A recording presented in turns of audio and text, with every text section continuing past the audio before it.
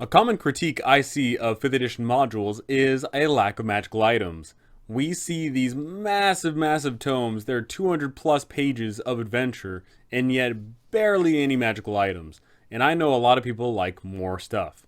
So why is that? Why is there a lack of magic items in modules?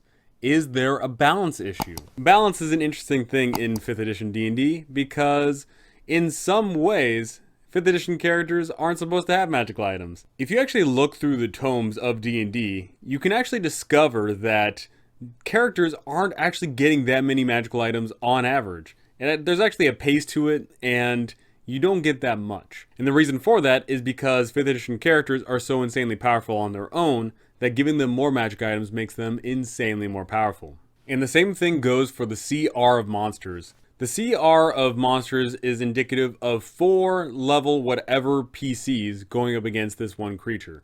A CR5 creature should be a fair challenge for a group of 4 level 5 PCs. But magic items don't actually equate into there, because if they did, then all those CR5 creatures get blown out the water. So let's talk about the items actually found in the 5th edition modules. Are they for fun or are they for utility?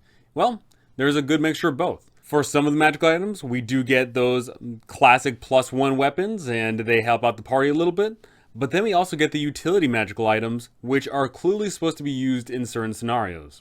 Now, this is entirely dependent upon each and every single module, but more often than not, they are more utility in a sense than fun. They are usually items that are designed to be MacGuffins or to help them get from point A to point B. Usually these magical items are a way to progress the story. But there's of course those classic items that just help out the party in general. Now, a big part of handing out all these magical items is the pace of the payout of these magical items. How frequently are PCs getting them? Well, once again, depends on the adventure, but more often than not, they are spaced out pretty decently. You're not getting magical items every single which way, and more often than not, you are not starved for magical items for a massive stretch of the campaign. So now that we've talked a little bit about the magical items found in modules, let's talk about adding more, because more is better, right? Well, that depends. First off, are we going to tailor the magical items that we give to our party, or are we going to go completely random? Me personally, I love rolling random items because then the players have to figure out what the heck they're going to do with it. But I know a lot of people love tailoring magical items to the individual players. In fact, I know a lot of people have a wish list, as it were, of a magical item, and eventually you just happen to stumble across it. Me personally, I think that's a little immersion breaking for me, but I know a lot of people love it, so it's fine. What I do think is probably one of the better strategies is tailoring items to specific classes. A perfect example being if you do not have a bard in the party and then you are giving out a bard only magical item, then it feels kind of worthless. But hey, maybe that prompts someone to start multi-classing or maybe shift their class entirely. But if we do go completely random, do we adhere to the DMG? Do we say that, okay, you're going up against this foe and you happen to go in their lair? In addition to whatever is in the book, I'm going to roll on the DMG treasure table, and boom, that's what you get. Or are you going to space them out between the story? Maybe NPCs hand them to the party. Maybe your players just happen to stumble across them. Maybe you add in a magical shop and your players can spend their hard-earned gold on some magic doodads. And finally here, this is the big one. Are we going Monty Hall? Now, with the majority of 5e modules, you're never going to run out of attunement slots because typically you don't find that many magical items. And also a very interesting thing to think about is with the 5e modules, they aren't scaled for however many people you have in the party. So if you have a group of 3 versus a group of 7, the group of 7 is probably going to be more starved for magical items because there's not enough to go around. So therein lies the question. Do we go Monty Hall? Do we just start pouring magical items on our party left, right, and center to the point where they actually have to choose between what they are attuned to? Do we give your party a dilemma in what magical items they take on and who gets what item at what specific time? That is when we start going into the realm of, okay, this is definitely taking the power scale up to 11. Now, whether you choose to pour in a whole bunch of magical items on your party, that's perfectly fine.